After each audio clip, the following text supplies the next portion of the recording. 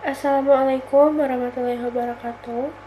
Saya Kiska Suci Primasti, kelas A2 Manajemen, akan menjawab soal UTS Manajemen Sumber Daya Manusia 1. Yang dimaksud dengan manajemen sumber daya manusia, secara harfiah, manajemen sumber daya manusia atau yang sering disebut MSDM merupakan paduan dari pengertian manajemen dengan sumber daya manusia.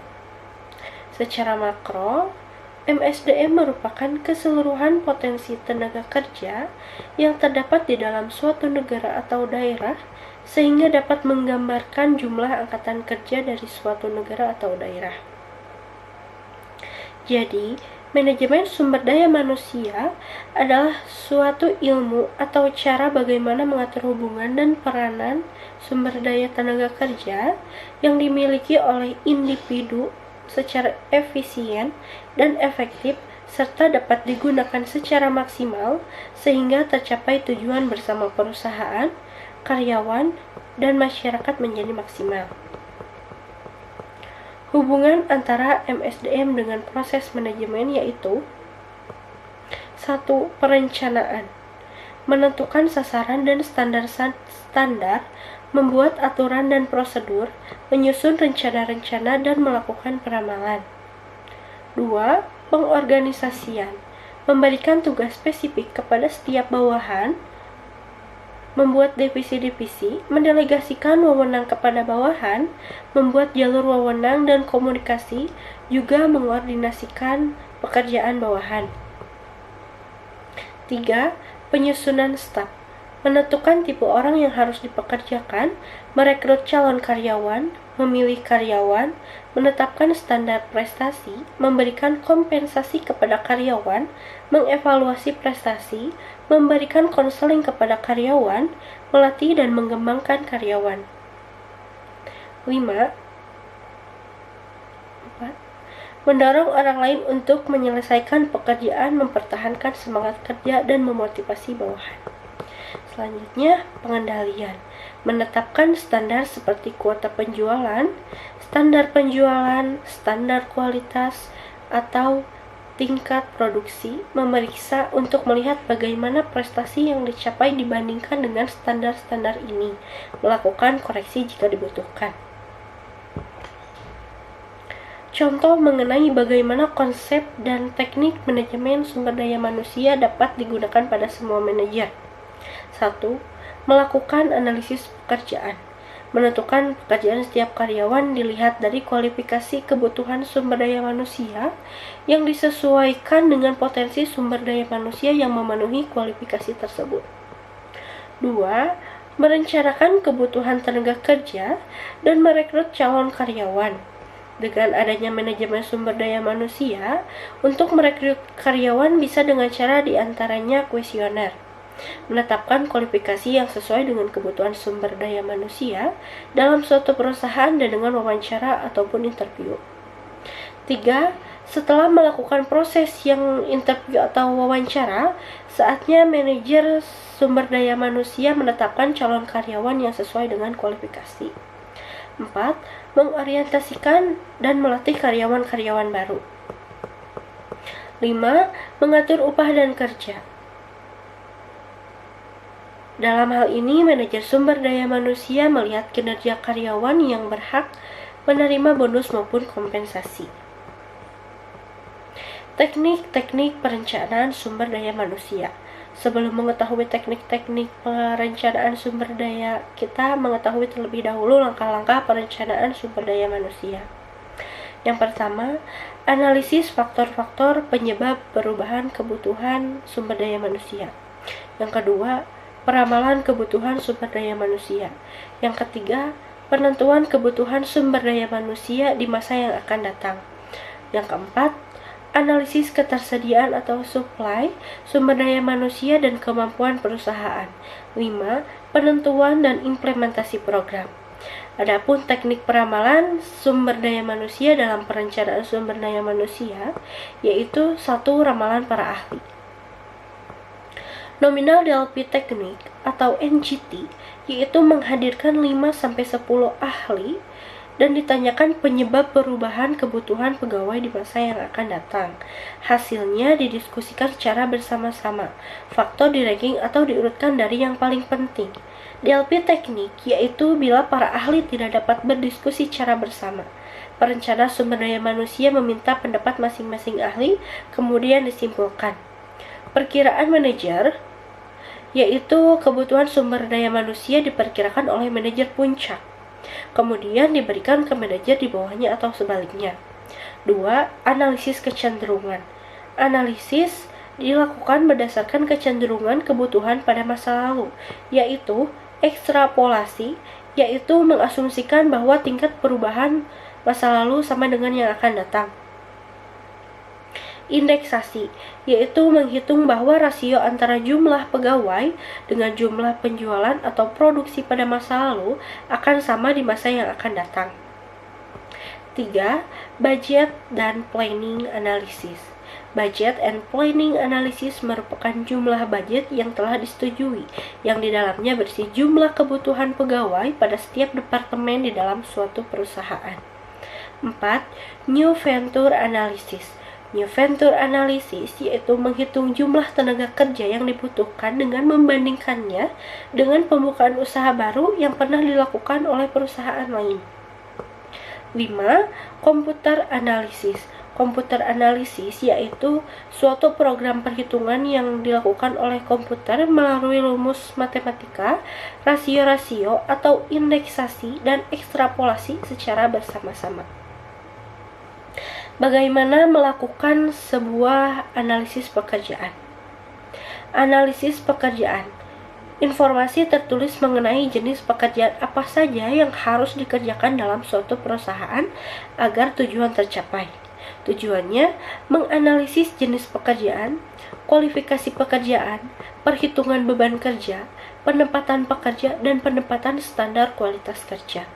Adapun tahapan dalam analisis pekerjaan diantaranya tahap 1, yaitu persiapan analisis pekerjaan, diantaranya identifikasi pekerjaan dan juga penyusunan daftar pertanyaan. Tahap 2, pengumpulan data, yaitu terdiri dari observasi, wawancara, kuesioner, dan kombinasi. Yang terakhir, tahap 3, penyempurnaan data.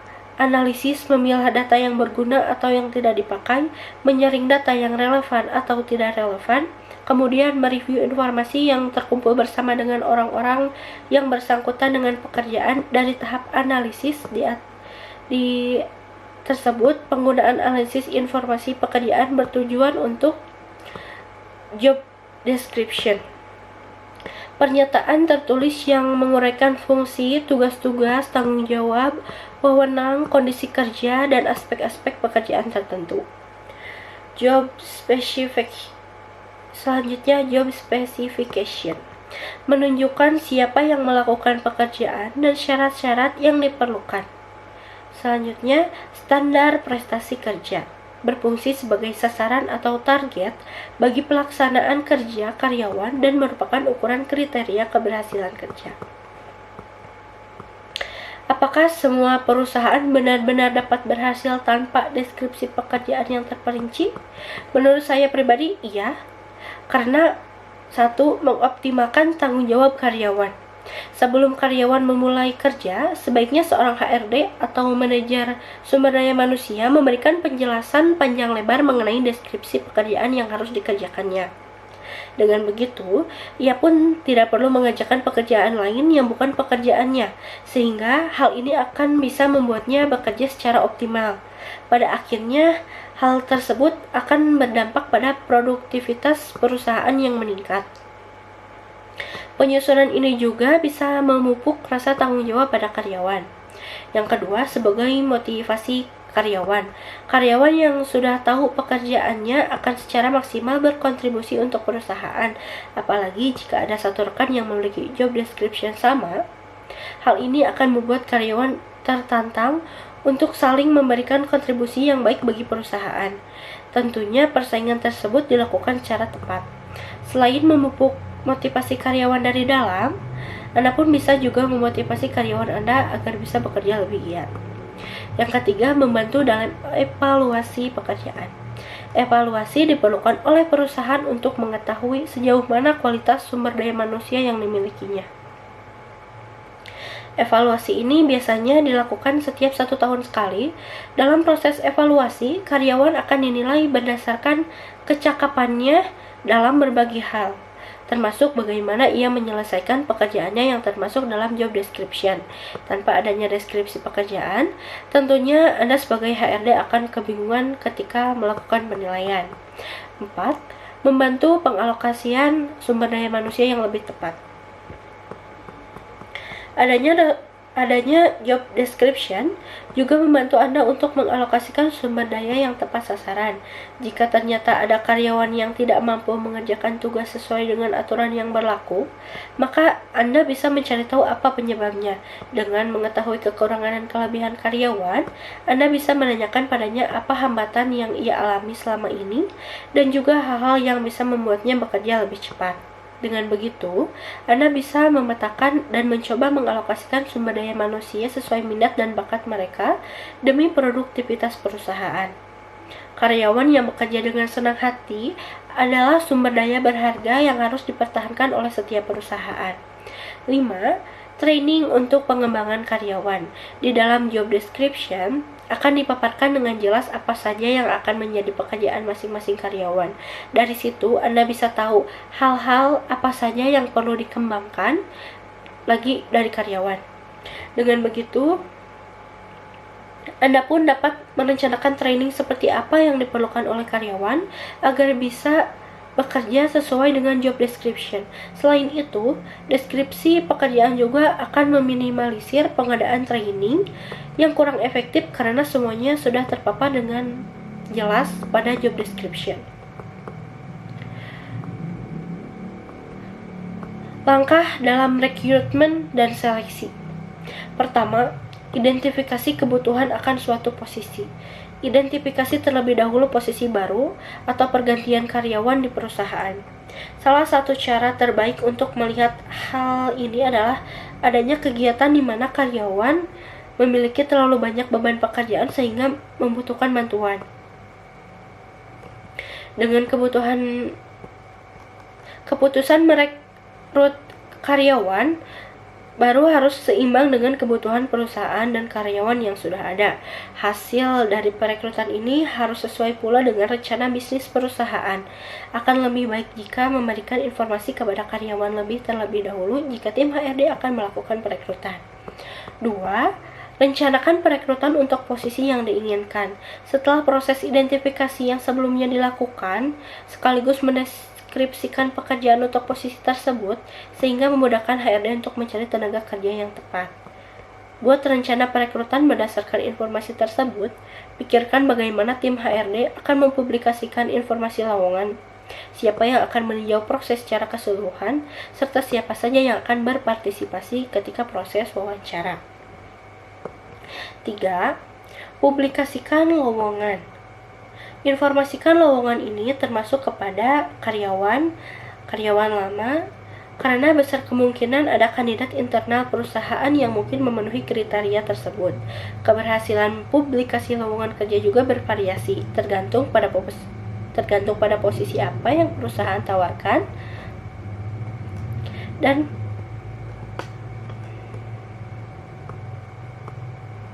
media apa yang digunakan untuk menyampaikannya. Beberapa posisi mungkin lebih cocok untuk dipublikasikan melalui media cetak seperti koran lokal. Namun, posisi lainnya bisa jadi cocok dipublikasikan secara daring atau online. Karena kemajuan teknologi saat ini mendorong semua perusahaan untuk memasang iklan lowongan kerja secara online. Website perusahaan pun berperan penting dalam proses ini. 4. Jika bagian HRD sudah mempublikasikan lowongan kerja dengan efektif, maka mereka akan tinjau lamaran yang masuk. Manajer HRD kemudian akan menerima lamaran-lamaran yang telah disaring berdasarkan spesifikasi dan kebutuhan. Pelamar dinilai berdasarkan syarat yang dipenuhi untuk selanjutnya dihubungi kembali oleh perusahaan. Pihak penyaringan, manajer HRD dan tim HRD akan mencari kecocokan kandidat melalui telepon dan wawancara langsung pada tahapan selanjutnya. 5. Wawancara kandidat berkualitas. Review surat lamaran kerja dan percakapan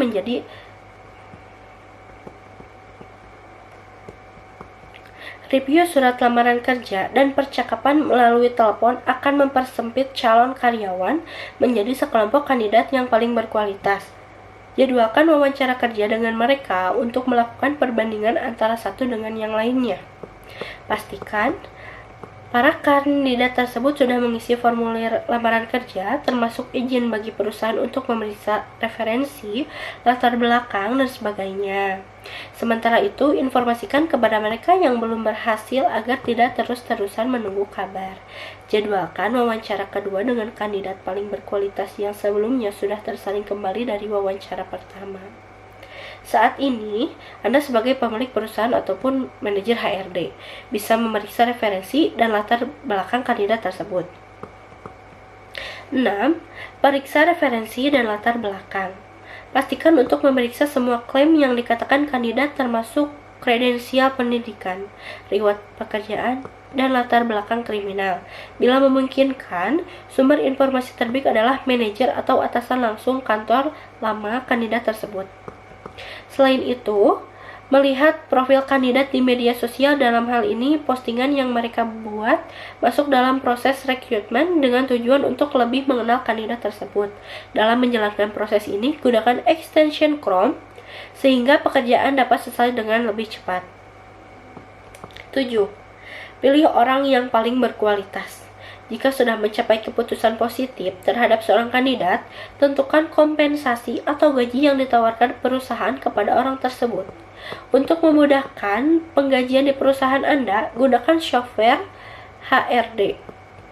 Jangan buang waktu Anda melakukan pekerjaan manual. Ketujuh langkah inilah yang merupakan faktor krusial untuk meyakinkan Anda dan manajer HRD sebelum benar-benar menerima dan menawarkan posisi yang dibutuhkan. 8. Buat penawaran dan berikan informasi kepada kandidat yang belum berhasil. Kini saatnya membuat penawaran secara tertulis. Buat penawaran sesuai dengan kemampuan dan hasil pemeriksaan referensi lainnya. Paling tidak, pastikan agar tim HRD memberi pemberitahuan kepada kandidat yang belum berhasil, karena sangat penting untuk menjaga citra perusahaan di mata publik. 9. Negosiasikan rincian gaji dan tanggal mulai bekerja. Semakin tinggi posisi yang ditawarkan, maka semakin besar kemungkinan kandidat menegosiasikan gaji, uang lembur, jaminan kesehatan, dan sebagainya. Coba tawarkan gaji sedikit di atas pengajuan mereka jika memang benar-benar berkualitas dan terbukti, namun masih masuk ke dalam budget perusahaan. Sampaikan keuntungan yang bisa mereka dapatkan jika bergabung dengan perusahaan Anda yang mungkin saja tidak didapat di perusahaan sebelumnya. Proses ini sekaligus menentukan tanggal mulai bekerja, karena biasanya kandidat meminta waktu untuk menjalankan proses pengunduran diri dari perusahaan sebelumnya. 10. Menyambut karyawan baru. Cara onboarding karyawan baru di perusahaan mempengaruhi apakah Anda akan mempertahankan karyawan tersebut di masa depan atau tidak. Jaga hubungan baik dengan karyawan baru dari mulai mereka menerima penawaran kerja. Tetapkan seorang mentor yang akan membantu karyawan tersebut dan pastikan ia merasa diterima oleh karyawan lainnya. Untuk jenis pekerjaan apakah wawancara tidak struktur menjadi bentuk yang paling tepat? Wawancara tidak struktur adalah interview yang tidak memiliki arah pembicaraan dengan jelas.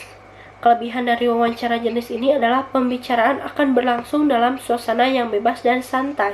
Namun, wawancara jenis ini memiliki kelemahan, yakni pembicaraan akan menjadi tidak karuan atau tidak fokus, sehingga mudah menyimpang ke arah lain.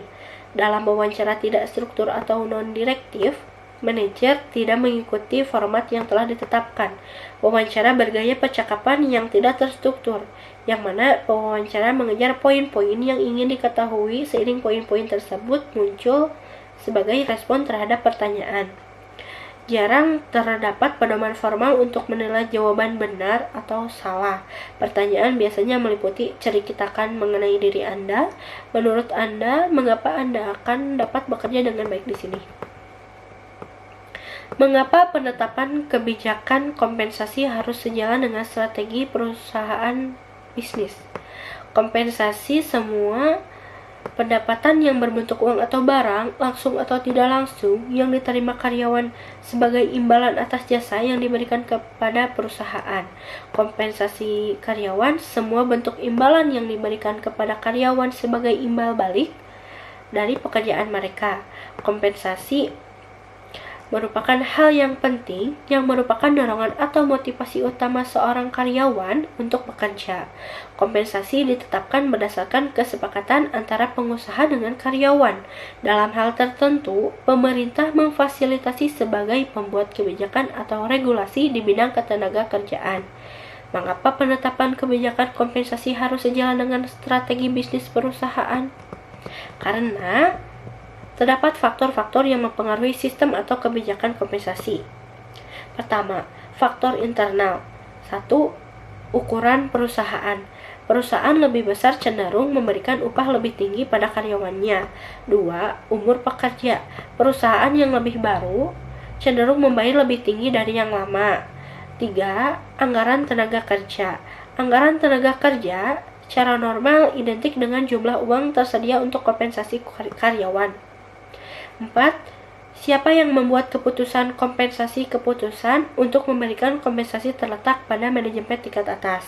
5. Tanggung jawab, beban risiko, beban kerja, risiko pekerjaan yang berhubungan dengan pekerjaan. Yang kedua, faktor eksternal. 1. Pasar tenaga kerja. Pasar tenaga kerja mempengaruhi desain kompensasi. 2. Kondisi ekonomi. Semakin kompetitif persaingan, semakin rendah perusahaan dalam membayar karyawannya. 3. Peraturan pemerintah. Pemerintah mempengaruhi tingkat kompensasi melalui pengendalian upah. 4. Serikat pekerja. Serikat pekerja cenderung menjadi penentu untuk upah, manfaat, dan meningkatkan kondisi kerja. Sekian yang bisa saya sampaikan. Mohon maaf bila ada kekurangan. Wassalamualaikum warahmatullahi wabarakatuh.